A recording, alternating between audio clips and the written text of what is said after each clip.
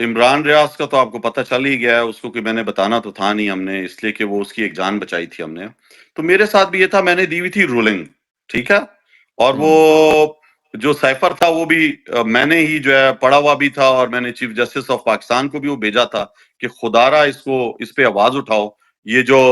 پاکستان کے اندر regime change operation ہوا ہے یہ غیر ملکی ایک ایما پر ہوا ہے، اور اس میں ہر چیز صاف لکھی ہوئی تھی کہ کس طرح جو ہے وہ آرمی چیف ہی کے نام پہ وہ خط تھا، اس لیے کہ جب تک تو پاکستان کا آئینی سربراہ عمران خان صاحب تھے، وزیر اعظم تھے، ان کو تو یہ لکھا نہیں گیا، انہی کے خلاف یہ تھا کہ ان کو ہٹایا جائے۔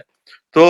اس کے بعد جو سب سے بڑا پریشر تھا وہ یہی تھا کہ کسی طرح اگر میں پکڑا جاؤں، مجھے خان صاحب نے بھی کہا تھا کہ آپ نے بالکل کوشش کر دی ہے کہ انڈر گراؤنڈ رہو، تم پیشنٹس کے ساتھ رہو، یہ ظالم ہے، یہ ظلم کر رہے ہیں، یہ لوگوں کو اٹھا رہے ہیں۔ تو اس حوالے سے اس سے پہلے بھی جو 9 مئی کا سیانہ تھا، اس سے پہلے بھی لاہور میں بھی میں کچھ دن انڈر گراؤنڈ رہا جب ہم گئے ہوئے تھے، اس سے پہلے 25 مئی کا جو تھا اس سے پہلے بھی مجھے خان صاحب نے اسلام آباد میں ڈیوٹی لگائی ہوئی تھی کہ آپ نے پنڈی اور اسلام آباد میں جو ہے وہ لوگوں کو پیغام دینا ہے اور ان کو کہنا ہے کہ آپ نے پاکستان کی حقیقی آزادی کے لیے اس مارچ میں شرکت کرنی ہے۔ تو اس پہ بھی میں کچھ دن انڈر گراؤنڈ تھا، لیکن یہ 9 مئی کے بعد تو اسپیشل خان صاحب نے ہمیں پہلے سے کہا ہوا تھا اگر اس طرح کا کچھ ہو، اور تو ہم انڈر گراؤنڈ چلے گئے۔ 5-6 مہینے میں رہا ہوں، آپ یقین کریں کہ میں نے کپڑے بھی خود دھوئے ہیں، میں نے کھانا خود بنایا ہے، صفائی خود کی ہے، اکیلا جو ہے وہ اپنے بچوں سے بھی رابطہ نہیں کیا ہے، اس لیے کہ مجھے جو ہے اسنین انہوں نے اسی رات کو جب یہ 9 مئی کا ہوا، میری مسز کو بھی انہوں نے ڈی چوک سے جو پرامن احتجاج کر رہی تھی عمران خان کی گرفتاری پر، ان کو انہوں نے اٹھا لیا تھا، اور جب مجھے پتا چلا کہ میری مسز کو اٹھا لیا ہے، اور رات کو کوئٹہ میں میرے گھر پہ چھاپا مار کے میرے جو چھوٹا بھائی ہے بلال، اس کو انہوں نے اٹھا لیا۔ جو میرے اپنی جو میری قوم ہے، سوری قوم، وہ افغانستان میں بہت ہے، اور پشتون قوم ہے، تو آپ کو پتہ ہے کہ بارڈر سے ادھر بھی ہیں ادھر بھی ہیں، لیکن زیادہ جو میرے قبیلے کے لوگ ہیں وہ افغانستان میں زیادہ ان کی تعداد ہے، اور وہ ان میں سے بہت سے جو ہیں وہ مہاجر ہو کے ایران سائڈ پر بھی گئے ہوئے ہیں۔ جب افغانستان میں انقلاب آیا تھا، پاکستان بھی بہت سے آئے، لیکن زیادہ تر جو لوگ تھے وہ وہیں پہ ہیں۔ تو وہ مجھ سے رابطے میں تھے، جب میں ڈپٹی اسپیکر تھا جب بھی وہ میرے ساتھ رابطے میں تھے، اس سے پہلے بھی آتے جاتے رہتے تھے، تو وہ بھی بہت زیادہ پریشان تھے کہ میں کہاں ہوں اتنے دن، اور جب میں نے اپنے آپ کو پتہ ہے ہر چیز اپنا موبائل بھی بند رکھا ہوا تھا، تو جب میں نے موبائل کھولا پرانا اپنا، تو اس میں ان کے بہت زیادہ میسیجز تھے، بھائی پریشان ہیں کہ کدھر تم ہو اور کیا کر سکتے ہیں ہم۔ تو پھر میں نے مجبوری میں ان سے رابطہ کیا کہ یار میں اس طرح اس حالت میں ہوں کہ کوئی ہم نے صرف آواز اٹھا رہے ہیں، سیاسی ورکر ہیں ہم، تو ہم نے تو کوئی یہاں پہ کوئی جو ہے وہ ایٹمی راز فاش نہیں کیا ہوا، ہم نے جو ہے وہ بلکہ عوام کے لیے آواز بنے ہوئے ہیں، اور یہ ظلم ہمارے ساتھ ہو رہا ہے، ہمیں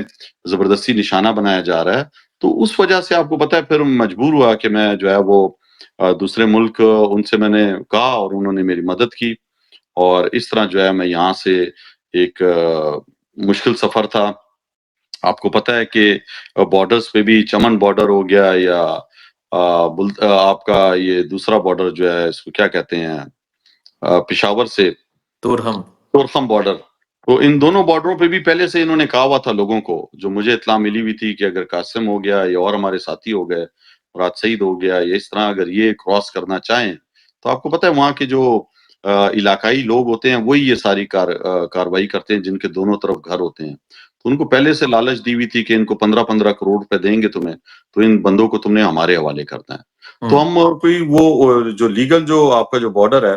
تو ادھر سے تو آپ جو ہے، یا آپ کا ایران کا بارڈر ہے جس طرح، تو آپ تو کراس نہیں کر سکتے، وہاں پہ آپ کو پتہ ہے ملیشیا بھی ہے، ایف سی بھی ہے، ایف آئی اے بھی ہے، سب کچھ ہے۔ تو مجبوری کے عالم میں جو ہے پھر میں نکلا، اور پھر میں نے جو ہے وہ ایک راستہ اپنایا، اور مشکل راستہ تھا، بس پھر پہنچا میں وہاں پہ مشکل حالات سے گزر کے، لیکن اللہ کا شکر ہے کہ اللہ نے زندگی رکھی ہوئی تھی، تو ان بزدلوں سے، ان ظالموں سے جنہوں نے پاکستان کو پنجرہ بنایا ہوا ہے، جو زبردستی چاہتے ہیں کہ ہماری زبان بس تم بولو، جو ہمارا حکم آئے وہ تم کرو۔ کوئی 18ویں صدی نہیں ہے کہ کبوتر کے ذریعے خط جائے گا، یہ ایک اوپن لیٹر ہے، کھلا خط ہے، اس کے اندر چارج شیٹ لگائی گئی ہے۔ یہ خط ایک ایسے شخص نے لیا جس کو 8 فروری کو پاکستان کی عوام نے سب سے زیادہ ووٹ دیا ہے، وہ اس ملک کا جو ہے سربراہ ہے،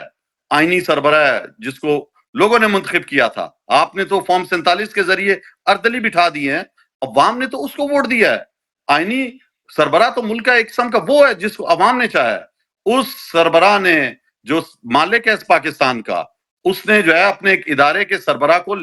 ایک چارج شیٹ لکھی ہے، 6 نکات اس نے اس میں لکھے ہیں. اس نے جو ہے کوئی چھپ کے عرضی نہیں لکھی، اس نے کھلا خط لکھا ہے جیل سے. یہ تاریخ کا ایک حصہ بننے جا رہا ہے. یہ خط چارج شیٹ جو ہے یہ آگے جا کے پڑھائی جائے گی بچوں کو کہ ایک ایسا شخص بھی تھا جو پاکستان کی عوام نے جس کو سربراہ منتخب کیا، سب سے زیادہ ووٹ دیے، وہ جیل میں بند تھا اور اس نے ایک چارج شیٹ لکھی ایک اپنے ادارے کے سربراہ کو کہ تم جو ہے اس ادارے کو بدنام مت کرو، تم جو ہے عوام اور فوج کے اندر خلیج مت پیدا کرو، تم جو ہے عدلیہ کو تم نے باندھی بنا دی اپنی، تم نے جو ہے میڈیا کو، آپ سب کے سامنے آپ نے دیکھا پیکا کا جو کالا قانون لے کے آئے ہیں، آپ ان کو جو ہے ان کو غلام بنا رہے ہو. آپ دیکھ نہیں رہے کہ ٹی وی کا کیا حال ہے. بغیر اعلانیہ طور پر کسی کے عمران خان صاحب کا نام نہیں لیا جا سکتا، تصویر نہیں دکھائی جا سکتی. وہاں پہ جو جھوٹے پروپیگنڈے کیے جاتے ہیں، میں سوری ٹو سے ایسا لفظ کہہ رہا ہوں کہ جو درباری یہاں پہ جو انہوں نے پالے ہوئے نا صافی، ان کو صبح جو ہے نا گوں دیا جاتا ہے شٹ 1 کلو، اور ان کو بولتے ہیں کہ رات تک اس کو جو ہے نا حلوہ بنا کے عوام کے سامنے پیش کرو. یہ نہیں ہو سکتا اس طرح. یہ جو بکے ہوئے لوگ ہیں جو اردلی بنے ہوئے ہیں، ایک آئینی حق اپنا ادا کرنے کے لیے آواز اٹھانے کے لیے آئے تھے جو ناجائز ہو رہا ہے اس ملک کے اندر. جس طرح وہ مینڈیٹ چرایا گیا ہے، انسانی حقوق کی خلاف ورزیاں ہو رہی ہیں، لوگوں کے گھروں کو توڑا جا رہا ہے، تو وہ تو ایک پروٹیسٹ کرنے آئے تھے. صرف ان پروٹیسٹ کرنے والے لوگوں پر پہلے آپ نے انہیں گلے لگایا، اس کے بعد آپ نے ان پہ پورا لائٹ بند کر کے، اور آپ پوری دنیا نے دیکھا ہے، دیکھیں حسنین آپ بھی وہاں پہ تھے، حامد میر نے رپورٹنگ کیا ہے، بڑے بڑے صحافیوں نے وہاں پہ رپورٹ کیا ہے کہ کس طرح جو ہے وہ بلڈنگز کے اوپر جو ہے بلو ایریا میں وہاں پہ سنائپرز کو بٹھا کر لوگوں کے سینوں میں اور سروں میں گولیاں ماری گئیں. پاکستان میرے آج کے خاص مہمان ہیں قاسم سوری صاحب. قاسم سوری صاحب السلام علیکم. وعلیکم السلام. آج کل تو ٹرینڈنگ میں ہے، آپ نے بڑا ایک شاندار کام کیا ہے، اس حوالے سے بھی بات کریں گے. باقی جو کرنٹ سینیریو ہے اس حوالے سے پوچھتے ہیں. سب سے پہلے یہ بتائیں قاسم سوری صاحب، عمران خان 5 اگست کو گرفتار کیا گیا ہے، عمران خان کو ابھی تک جیل میں ہے، کیا دیکھ رہے ہیں عمران خان کے حوالے سے؟ کب عمران خان باہر آئیں گے؟ کیونکہ یہ ہر سٹیزن کا، ہر عام کارکن کا یہ سوال ہوتا ہے. کیا خبریں ہیں؟ دیکھیں جس طرح رجیم چینج آپریشن کیا گیا ہمارے خلاف اور لابنگ کی گئی، پھر اس کے بعد مسلسل خان صاحب عوامی رابطوں میں تھے، جلسوں میں تھے، پھر ان پہ جو ہے وہ قتل کرنے کی کوشش کی گئی، فائرنگ کی گئی. پھر جوڈیشل کمپلیکس کے بعد جو واقعہ ہوا، جو زمان پارک میں جس طرح ان کے گھر پر حملے ہوئے، آپ نے یہ ساری چیزیں سیریل دیکھا ہے. پھر 9 مئی کا جو ایک ڈرامہ رچایا گیا، اور میں خود خان صاحب کے ساتھ اسلام آباد ہائی کورٹ میں تھا، جب ہائی کورٹ کے احاطے سے ایک جو ہے وہ سابق وزیر اعظم کو جو ہے غیر آئینی طریقے سے زبردستی ایک اٹھایا گیا وہاں سے، وہ ساری ریکارڈنگ آپ نے دیکھی. اور اس کے بعد انہی پہ الزام ہم سب پہ جو پوری پارٹی کو کریش کرنے کا جو ایک منصوبہ تھا. اور پھر کچھ دنوں کے بعد وہ رہا ہوئے اور مسلسل قوم سے رابطے میں بھی رہے. اور پھر یہ 5 اگست کو جو ہے ان کی گرفتاری ڈالی گئی، اور اس کے بعد مسلسل آپ نے دیکھا کہ جس طریقے سے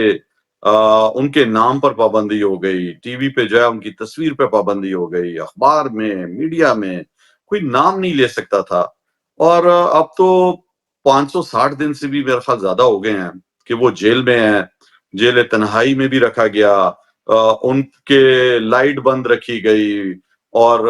گند میں ان کو رکھا گیا، نیچے سلایا گیا. مطلب جو ایک ٹارچر کر سکتے تھے، ایک بدترین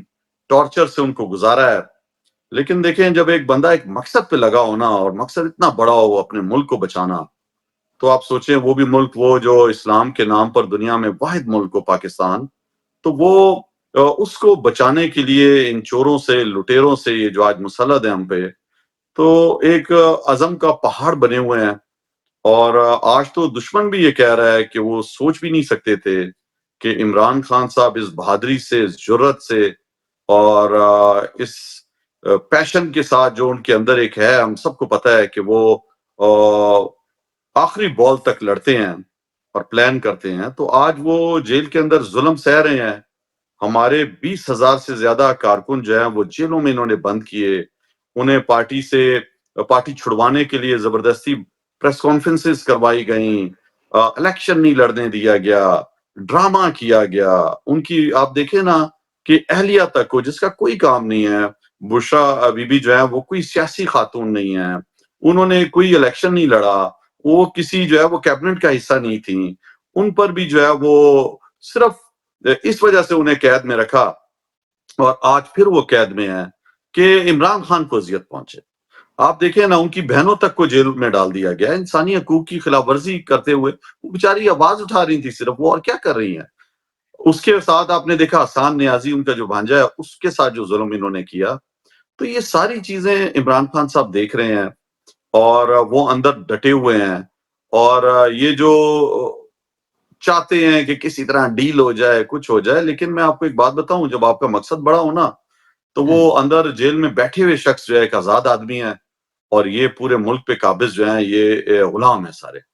تو میں آپ کو یقین دلاتا ہوں کہ عمران خان صاحب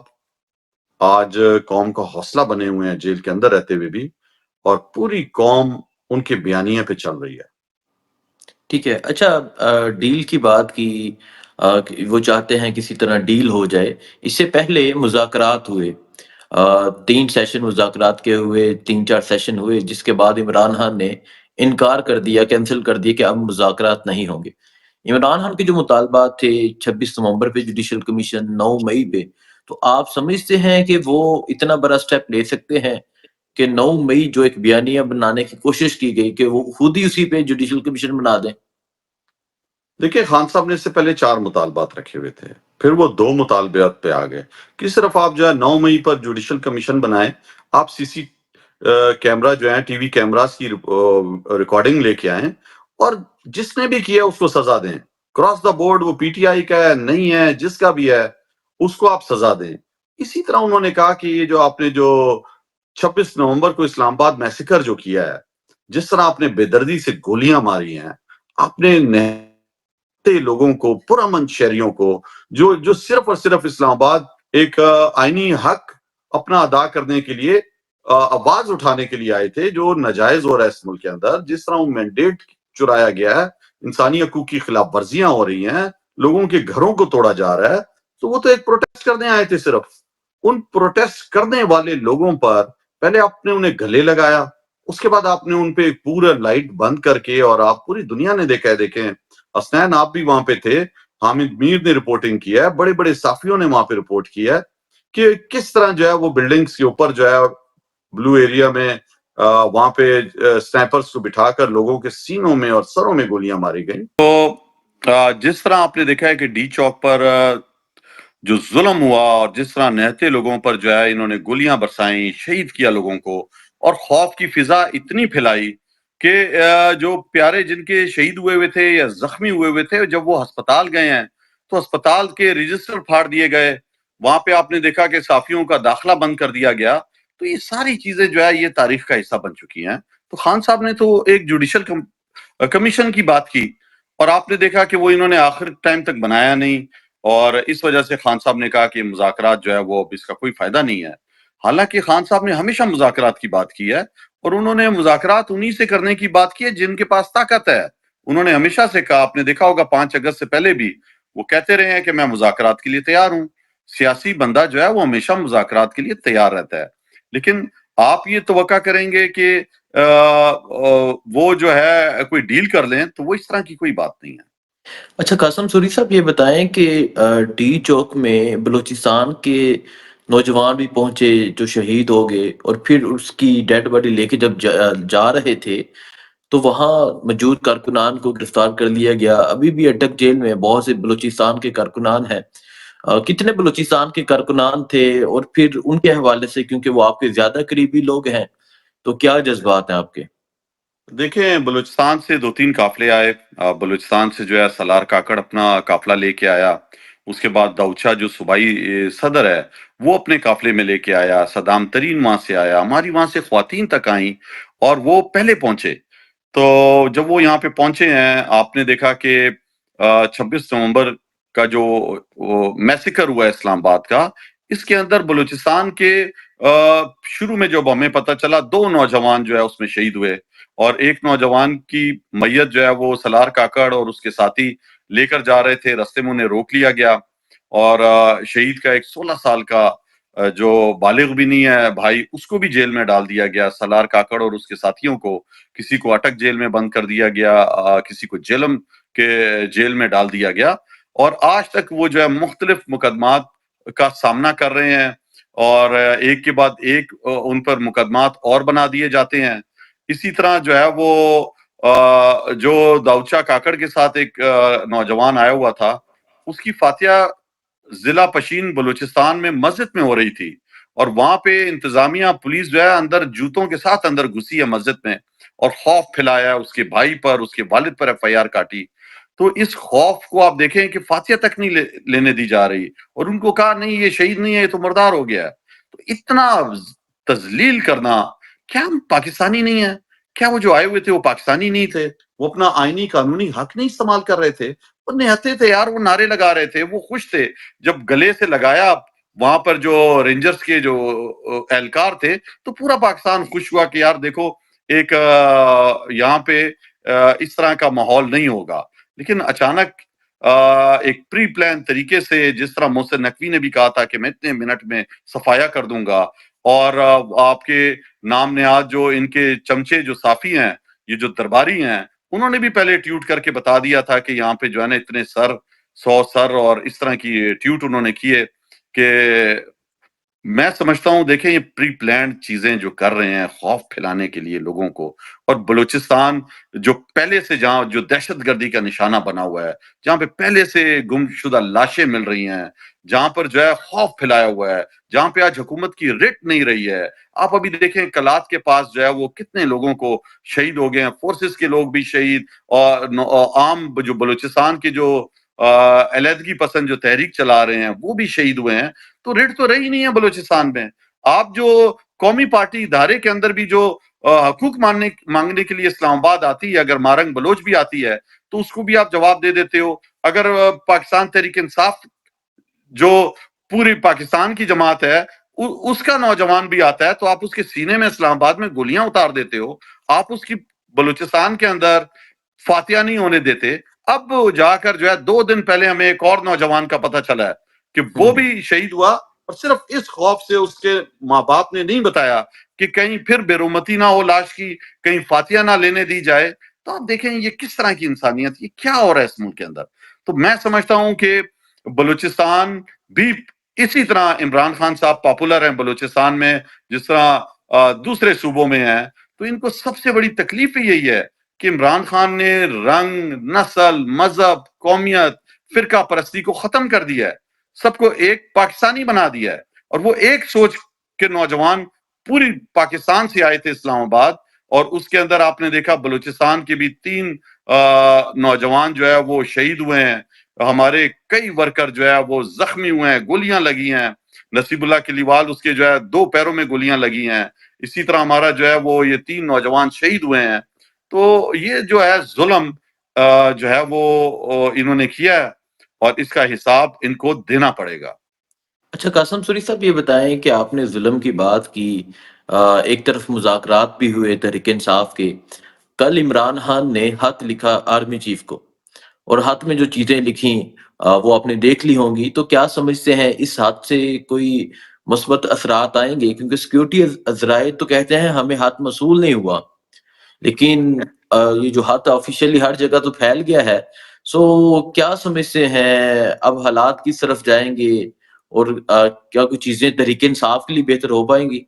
دیکھیں یہ ڈیجیٹل میڈیا کا دور ہے، 2025 ہے، یہ کوئی 18ویں صدی نہیں ہے کہ کبوتر کے ذریعے خط جائے گا۔ یہ ایک اوپن لیٹر ہے، کھلا خط ہے، اس کے اندر چارج شیٹ لگائی گئی ہے۔ یہ خط ایک ایسے شخص نے لیا جس کو 8 فروری کو پاکستان کی عوام نے سب سے زیادہ ووٹ دیا ہے، وہ اس ملک کا جو ہے سربراہ ہے، آئینی سربراہ ہے، جس کو لوگوں نے منتخب کیا تھا۔ آپ نے تو فارم 47 کے ذریعے اردلی بٹھا دی ہیں، عوام نے تو اس کو ووٹ دیا ہے۔ آئینی سربراہ تو ملک کا ایک قسم کا وہ ہے جس کو عوام نے چاہا ہے۔ اس سربراہ نے جو مالک ہے اس پاکستان کا، اس نے جو ہے اپنے ایک ادارے کے سربراہ کو ایک چارج شیٹ لکھی ہے، 6 نکات اس نے اس میں لکھے ہیں. اس نے جو ہے کوئی چھپ کے عرضی نہیں لکھی، اس نے کھلا خط لکھا ہے جیل سے. یہ تاریخ کا ایک حصہ بننے جا رہا ہے. یہ خط چارج شیٹ جو ہے یہ آگے جا کے پڑھائی جائے گی بچوں کو کہ ایک ایسا شخص بھی تھا جو پاکستان کی عوام نے جس کو سربراہ منتخب کیا، سب سے زیادہ ووٹ دیے، وہ جیل میں بند تھا اور اس نے ایک چارج شیٹ لکھی ایک اپنے ادارے کے سربراہ کو کہ تم جو ہے اس ادارے کو بدنام مت کرو، تم جو ہے عوام اور فوج کے اندر خلیج مت پیدا کرو، تم جو ہے عدلیہ کو تم نے باندھی بنا دی اپنی، تم نے جو ہے میڈیا کو، آپ سب کے سامنے آپ نے دیکھا پیکا کا جو کالا قانون لے کے آئے ہیں، آپ ان کو جو ہے ان کو غلام بنا رہے ہو. آپ دیکھ نہیں رہے کہ ٹی وی کا کیا حال ہے. بغیر اعلانیہ طور پر کسی کے عمران خان صاحب کا نام نہیں لیا جا سکتا، تصویر نہیں دکھائی جا سکتی. وہاں پہ جو جھوٹے پروپیگنڈے کیے جاتے ہیں، میں سوری ٹو سے ایسا لفظ کہہ رہا ہوں کہ جو درباری یہاں پہ جو انہوں نے پالے ہوئے نا صافی، ان کو صبح جو ہے نا گوں دیا جاتا ہے شٹ 1 کلو، اور ان کو بولتے ہیں کہ رات تک اس کو جو ہے نا حلوہ بنا کے عوام کے سامنے پیش کرو. یہ نہیں ہو سکتا اس طرح. یہ جو بکے ہوئے لوگ ہیں جو اردلی بنے ہوئے ہیں، آپ دیکھیں نا انہوں نے کیا پارلیمان کا حال کر دیا ہے. 26ویں آئینی ترمیم لا کر انہوں نے عدلیہ کا کیا حال کر دیا ہے. آج ججز کی تعداد ڈبل کر رہے ہیں کنٹرول کرنے کے لیے، صرف اور صرف خوف کی بنیاد پر فیصلے. وہ خوف کس سے؟ اپنی عوام سے. اور قانون قومی اسمبلی میں کس میں پاس ہوئے؟ اس سے پہلے جو 14 ماہ کی ان کی حکومت رہی، صرف اور صرف افراد کو بچانے کے لیے نیب کے قوانین میں تبدیلی لائی گئی. آپ مجھے بتائیں کہ کیا ملک اس طرح چلتا ہے؟ 40% جو ہے آپ کی ٹیکسٹائل انڈسٹری بند ہو چکی ہے. 6.2 پہ آپ کا جی ڈی پی ریٹ تھا، آج 0.9 پہ آ چکا ہے. آپ مجھے بتائیں بے روزگاری عروج پہ پہنچ چکی ہے، نوجوان ملک چھوڑ کے جا رہا ہے. آپ کی خواتین کے اوپر جو ظلم اور زیادتیاں کر رہے ہیں، جو 50% سے زیادہ آبادی کا حصہ ہے، آپ اس کو سیاست سے روکتے ہو، آپ اس کو عبرت کا نشان بناتے ہو، آپ اس کے دوپٹے کھینچتے ہو، آپ اس کو جو ہے وہ زبردستی پارٹیاں چھڑواتے ہو، جیلوں میں بند رکھتے ہو. ڈاکٹر یاسمین راشد کا کیا قصور ہے؟ کیا اس کو اظہار رائے کا حق نہیں ہے؟ کیا اس کو یہ حق نہیں دیا ہوا پاکستان کے آئین نے کہ وہ جس پارٹی کو بھی سپورٹ کرے یا اس کا حصہ بنے؟ آپ زبردستیاں کرتے ہو ان کے ساتھ. کینسر زدہ مریضہ آج جو ہے وہ ایک بہادری کا، ایک استقامت کا نشان بنی ہوئی ہے. آپ ریحانہ ڈار صاحبہ کو دیکھ لو، آپ ختیجہ شاہ کو دیکھ لو، عالیہ حمزہ کو دیکھ لو، آپ صنم جاوید کو دیکھ لو. ان کی آپ کیا عورتوں کے ساتھ بھی کرنا چاہ رہے ہو؟ یہ اس خط میں انہوں نے لکھا ہے جو ظلم آپ کر رہے ہو. آپ جو ہے وہ انسانی حقوق کی خلاف ورزیاں جیلوں میں کر رہے ہو. خان صاحب کو آپ ملنے نہیں دیتے، آپ ان کی 4 دن جو جس جگہ پہ انہیں رکھا ہوا ہے وہاں کی لائٹ آپ بند کر دیتے ہو. آپ جو ہے ان کی مسز سے ان کو نہیں ملنے دے رہے، بچوں سے بات کرنے آپ نہیں دیتے ہو. آپ جو ہے نہ گناہ انہوں نے کیا نہیں ہے، آپ اس کی سزا آپ دیتے ہو جو ہے وہ بشرا بی بی کو. آپ جو ہے ارشد شریف کو سچ بولنے پر، حق بولنے پر، جو پاکستان کا سب سے بڑا صحافی تھا جس کو سنتے تھے، اس کو آپ عبرت کا نشان بنا دیتے ہو، شہید کر دیتے ہو. آج جو پاکستان میں سب سے بڑی حق اور سچ کی آواز بنی ہوئی ہے، عمران ریاض، جس کو ٹی وی چینل لوگ نہیں دیکھتے، اس کا یوٹیوب اس کو دیکھتے ہیں، وہ سچ بول رہا تھا. آپ اس کو 5 مہینے عقوبت خانوں میں رکھتے ہو، آپ اس کا 40 کلو وزن گرا دیتے ہو، آپ اس کی زبان بند کرانے کے لیے اس پہ ظلم کرتے ہو. اور وہ بیچارہ باہر نکل کر، اس کا حلیہ آپ نے نہیں دیکھا اس کی کیسے دھاڑی ہو گئی، کس طرح وہ بدل گیا وہ شخص ان کے ظلم کے آگے، پھر بھی ڈٹا رہا. باقی کتنے پاکستانی ایسے لوگ ہیں جن بیچاروں کو ہم جانتے نہیں ہیں، قاسم کتنا سوری صاحب ظلم یہ کیا بتائیے، قاسم سوری صاحب یہ بتائیے گا، کیونکہ ابھی آپ نے عمران ریاض کی بھی بات کی، اور پھر آپ کے متعلق یہ ہے کہ آپ وہ پہلے شخص ہیں جو پاکستان سے بارڈر کراس کر کے گئے، جسے ایلیگل وے سے کہتے ہیں کہ بارڈر کراس کرنا، اس طریقے سے گئے. تو عمران ریاض نے بتایا کہ وہ 17 گھنٹے پیدل مسلسل چلتے رہے. تو آپ نے کس طرح بارڈر کراس کیا تھا؟ آپ کتنے گھنٹے پیدل چلتے رہے تھے؟ دیکھیں عمران ریاض کا تو آپ کو پتہ چل ہی گیا ہے، اس کو کہ میں نے بتانا تو تھا نہیں ہم نے، اس لیے کہ وہ اس کی ایک جان بچائی تھی ہم نے. تو میرے ساتھ بھی یہ تھا، میں نے دی ہوئی تھی رولنگ، ٹھیک ہے، اور وہ جو سائفر تھا وہ بھی میں نے ہی جو ہے پڑھا ہوا بھی تھا، اور میں نے چیف جسٹس آف پاکستان کو بھی وہ بھیجا تھا کہ خدا را اس پہ آواز اٹھاؤ. یہ جو پاکستان کے اندر رجیم چینج آپریشن ہوا ہے، یہ غیر ملکی ایک ایما پر ہوا ہے، اور اس میں ہر چیز صاف لکھی ہوئی تھی کہ کس طرح جو ہے وہ آرمی چیف ہی کے نام پہ وہ خط تھا، اس لیے کہ جب تک تو پاکستان کا آئینی سربراہ عمران خان صاحب تھے، وزیر اعظم تھے، ان کو تو یہ لکھا نہیں گیا، انہی کے خلاف یہ تھا کہ ان کو ہٹایا جائے۔ تو اس کے بعد جو سب سے بڑا پریشر تھا وہ یہی تھا کہ کسی طرح اگر میں پکڑا جاؤں، مجھے خان صاحب نے بھی کہا تھا کہ آپ نے بالکل کوشش کر دی ہے کہ انڈر گراؤنڈ رہو، تم پیشنٹس کے ساتھ رہو، یہ ظالم ہے، یہ ظلم کر رہے ہیں، یہ لوگوں کو اٹھا رہے ہیں۔ تو اس حوالے سے اس سے پہلے بھی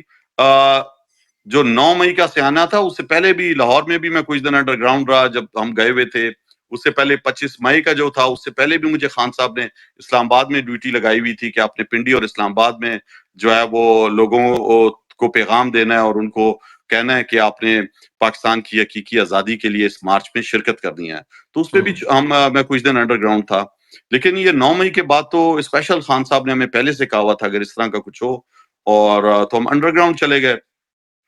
5-6 مہینے میں رہا ہوں، آپ یقین کریں کہ میں نے کپڑے بھی خود دھوئے ہیں، میں نے کھانا خود بنایا ہے، صفائی خود کی ہے، اکیلا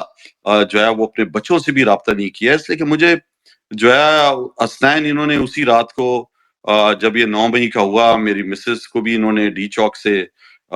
جو پرامن احتجاج کر رہی تھی عمران خان کی گرفتاری پر، ان کو انہوں نے اٹھا لیا تھا۔ اور جب مجھے پتا چلا کہ میری مسز کو اٹھا لیا ہے، اور رات کو کوئٹہ میں میرے گھر پہ چھاپا مار کے میرے جو چھوٹا بھائی ہے بلال، اس کو انہوں نے اٹھا لیا۔ 2:30 بجے کے قریب جو ہے رات کو مجھے کال آئی، اور ہمارے جو انٹیلیجنس ادارے ہیں ان کے ایک افسر کی طرف سے مجھے کال تھی، اور مجھے انہوں نے کہا کہ تم جو ہے وہ اپنی مسز کو تم نے حملے کے لیے بھیجا ہے، جی ایچ کیو تم نے بھیجا ہے۔ تو میں نے بولا کس کو بھیجا ہے؟ بولتا ہے اپنی مسز کو۔ تو میں نے کہا وہ تو ڈی چوک گئی ہوئی تھی پروٹیسٹ کرنے، عام جو خان صاحب کو جس بے دردی کے ساتھ، جس ظلم کے ساتھ آپ نے اٹھایا ہے غیر قانونی طریقے سے، تو اس پہ پروٹیسٹ کر رہی تھی۔ کہتے نہیں نہیں، اس کو جو ہے وہ جی ایچ کیو کے کیس میں ہم ڈالیں گے، اور تم اپنے بھائی سے کوئٹہ چھاؤنی پہ حملہ کرواتے ہو۔ اور میں نے کہا کوئی حملہ نہیں کیا ہے، وہ تو پروٹیسٹ کر رہے تھے وہاں پہ۔ تو کہتا ہے نہیں، ہم دیکھتے ہیں کہ تم کس طرح کاروبار کرتے ہو، تم جو ہے تم ادھر حملے کروا رہے ہو، اور تمہارا گھر ہم دیکھیں گے، بلڈوز کر دیں گے، اور تم کیسے زندگی گزارتے ہو، تم جو ہے سمجھ جاؤ جو ہم چاہ رہے ہیں۔ تو میں نے کہا کیا چاہ رہے ہو؟ کہتا ہے کہ صبح پہنچو، یہ تم نے نہیں دیکھا باقی؟ تو میں نے کہا میں تو نہیں آتا ہوں، کس لیے میں آؤں تمہارے پاس؟ تو پھر مجھے انہوں نے کہا کہ تمہارا بڑا بیٹا جو ہے ابو بکر، وہ ادھر پڑھتا ہے نا؟ تو میں نے کہا جی ہاں یہیں پہ پڑھتا ہے۔ پھر ابو ہریرہ بھی یہاں پہ پڑھتا ہے؟ میں نے کہا جی ہاں یہیں پہ پڑھ رہا ہے۔ اور بیٹی جو ہے تمہاری زینب، وہ بھی پڑھ رہی ہے نا؟ تو پھر ہم دیکھتے ہیں۔ تو میں نے کہا یار تم اس طرح کرو، تم نے جو کرنا ہے کرو، تم جاؤ میرے بچوں کو ذبح کر دیو، حلال کرو میرے بچوں کو، میں نہیں آتا ہوں، میں پھر تمہیں دیکھوں گا، ٹھیک ہے؟ تو میں نے یہ کر کے فون بند کر دیا۔ میرے ایک اور دوست کو بھی کال آئی ہوئی تھی، اس نے بھی اس سے مجھے بتایا کہ یار اس طرح وہ کہہ رہے ہیں، اور وہ تو یہ کہہ رہے ہیں، وہ کہہ رہے ہیں۔ میں نے کہا یار ان کو بولو تم نے جو کرنا ہے کرو، میرے بچوں کو بھی ذبح کرو، بس جاؤ۔ تو پھر میں نے نا کچھ عرصہ اپنا موبائل ہی آف کر دیا، واٹس ایپ بھی اس کو آف کر دیا، اور میں انڈر گراؤنڈ رہا۔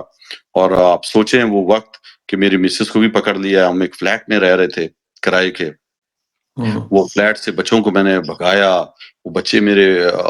الگ جا کے جگہ پہ رہے۔ پھر میری مسز کو کی ضمانت کرائی، وہ اڈیالہ میں رہی،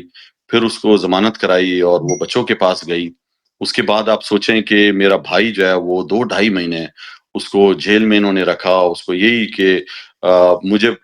پریشر میں لانے کے لیے کہ یہ بھائی اس سے آئے گا، کوئی ڈیل کرے گا کچھ۔ تو میں نے پہلے دن اپنے بھائی کو کہہ دیا تھا، میرے سے جو چھوٹا بھائی بھی تھا، دوسرا، میں نے کہا دیکھو یار میں نہیں آؤں گا، ٹھیک ہے نا؟ ہم ایک مشترکہ ایک گھر میں رہتے ہیں، ہمارا کاروبار بھی مشترکہ تھا، کہ میں بڑا ہوں بھائیوں میں۔ تو میں نے ان کو کہا یار میں اپنے مشن سے پیچھے نہیں ہٹ سکتا، تم نے جو کرنا ہے کرو، تم آزاد ہو، تم تو سیاست میں بھی نہیں ہو دونوں، ٹھیک ہے؟ اور ایز اے سپورٹر تھے پی ٹی آئی کے، خان صاحب میرے گھر پہ آ کے رہتے تھے، ڈاکٹر عارف الوی صاحب میرے یہی چھوٹے بھائی دسترخوان لگا رہے ہوتے تھے، سب کچھ کر رہے ہوتے تھے۔ تو وہ آپ کو پتا ہے پوری فیملی انوالو ہوتی ہے پھر سیاست میں، لیکن انہوں نے کبھی بھی کوئی پوزیشن نہیں لی ہوئی تھی، کوئی عہدیدار نہیں رہے تھے، وہ ہمیشہ سے وہ ایک ویل وشر تھے پارٹی کے۔ تو ان پر اتنا اس کو پکڑ لینا، حالانکہ وہاں پہ جو سارے عہدیدار تھے بڑے بڑے، ان کا نام نہیں آیا کہ قاسم سوری نے فون کر کے جو ہے وہ بلال کو بولا ہے اپنے بھائی کو کہ یہ کرو، اور اس طرح ایف آئی آر میں بھی انہوں نے 9 مئی کے مجھے ملوث کیا، حالانکہ میں تو تھا ہی نہیں۔ میں تو خود اسلام آباد میں تھا خان صاحب کے ساتھ، میں کوئٹہ میں تھا ہی نہیں. تو انہوں نے خیر یہ FIR کاٹی، اور اس کے بعد پھر آپ سوچیں کہ 16-17 مہینے میرے بچے چھپے رہے ہیں، کبھی کہیں پہ کبھی کہیں پہ. کتنا مشکل ہوتا ہے لوگوں کے گھروں میں رہنا، ان کے واش رومز، ان کے بیڈ رومز شیئر کرنا، اور کتنا زیادہ مینٹلی سٹریس پڑتی ہے کہ میں اپنے جو ہے وہ عزیزوں کے گھر بھی نہیں لے جا سکتا تھا کہ بھی کہاں پہ ان کو میں لے کر جاؤں. میں خود کسی اور جگہ پہ چھپا ہوا ہوں، اور میں اپنے وہ سارا جو میرے ارد گرد جو میرے دوست تھے، احباب تھے، جن کے ساتھ اٹھنا بیٹھتا تھا، سب سے پہلے ان سے میں نے اپنے آپ کو قطع تعلق کیا. میں نے ان کو نہیں بتایا میں کہاں جا رہا ہوں. تو آپ سوچیں کتنے مجھے لوگ ملے جنہوں نے مجھے، حالانکہ اس زمانے میں TV میں بھی کہہ رہے تھے جو ان لوگوں کو ٹھہرائیں گے ہم ان پہ بھی مقدمات کریں گے. تو میں بڑی مشکلوں سے سروائیو کیا. اور جب ہمارے یہ ساتھی جو 4-4 5-5 مہینے چھپے رہے، وہ جب بیچارے پکڑے جا رہے تھے، تو ان کے ساتھ آپ نے دیکھا کسی کو پریس کانفرنس کروانا بعد میں انہوں نے شروع کر دیا. انہوں نے ایک شروع میں تو جیلوں میں ڈال رہے تھے جو پکڑے جا رہے تھے ہمارے ساتھی، بعد میں تو پکڑ کے غائب کر رہے تھے، عقوبت خانوں میں ڈال رہے تھے، پھر تشدد کر کے ان سے زبردستی کی پریس کانفرنس کروا رہے تھے، یا ان سے جو ہے نا TV ٹاک شو کروا رہے تھے زبردستی کے. تو جب یہ میرے ساتھی عثمان ڈار تھا، صداقت عباسی تھا، فاروق حبیب پکڑا گیا، تو جب ان سے یہ سارا انہوں نے ظلم کروایا، تو اس کے بعد وہ جب رابطہ کرتے تھے میں ان سے، تو کہتے تھے یار تمہارا بڑا پوچھتے ہیں کہ یہ کدھر چھپا ہوا ہے، مراد سعید کدھر چھپا ہوا ہے، تو تم خدا کے لیے تم نے اپنے آپ کو بچانا ہے. یہ بڑے درندے ہیں، یہ بالکل ان میں کوئی جو ہے وہ انسانی قدریں نہیں ہیں. یہ صرف اور صرف اوپر سے آرڈر آتا ہے، یہ انسان کو کچل دیتے ہیں، اس کا سیاسی کیریئر تباہ کر دیتے ہیں، اس کو ماؤں بہنوں کی وجہ سے بلیک میل کرتے ہیں کہ انسان جو ہے وہ اس حد تک آ جاتا ہے کہ وہ کہتا ہے یار جو تم نے کہنا ہے کہو. تو جب یہ ان حالات کو دیکھا ہے تو میں نے پھر فیصلہ کیا یار کہ میں جو ہے یہاں سے مجھے بھی نکلنا پڑے گا، اس لیے کہ اگر میں ہاتھ میں آیا تو انہوں نے مجھ پہ یہی کرنا تھا کہ جی رولنگ تم نے جو ہے وہ خان صاحب کے کہنے پہ دی ہے، کچھ اور دی ہے، حالانکہ وہ میں نے اپنی مرضی سے رولنگ دی ہوئی تھی. میں جو ہے 4 سال جو ہے ڈپٹی اسپیکر رہ چکا تھا. میں اجلاس تقریباً آدھے سے زیادہ ٹینیور کے جو اجلاس ہوئے ہیں، جو قانون سازی ہوئی ہے، وہ میں نے بیٹھ کے وہاں پہ اجلاس جو ہے چلائے قومی اسمبلی کے. تو میرے سامنے رجیم چینج آپریشن ہوا، میں نے خود دیکھا اپنے لوگوں کو جو ہے وہ بکتے ہوئے سندھ ہاؤس میں جو ہے ان کو محصور کیا گیا، کروڑوں روپے ان کو دیے گئے. ہمارے اتحادی کس طرح گئے، جو اتحادیوں کے ساتھ جو ڈیلنگ ہوتی تھی اس میں مجھے بھی خان صاحب نے نمائندہ بنایا ہوا تھا. 4 لوگ تھے جو اپنے اپوزیشن کی جماعتوں کے ساتھ جو ہے وہ گائے بگائے ہم بیٹھتے تھے، ان کی جو بھی سفارشات ہوتی تھی وہ ہم وزیر اعظم کو دیتے تھے. تو مجھے سارا کچھ ہمیں پتا تھا. پھر جب یہ خان صاحب نے جو جلسہ ہوا اسلام آباد میں اس پہ لہرایا سائفر، وہ بھی ہم سب نے دیکھا ہوا تھا. تو اتنے تو جو ہے وہ جب رولنگ بھی دی تو مجھے پورا کانفیڈنٹ تھا یہ سارا ڈرامہ جو ہے یہ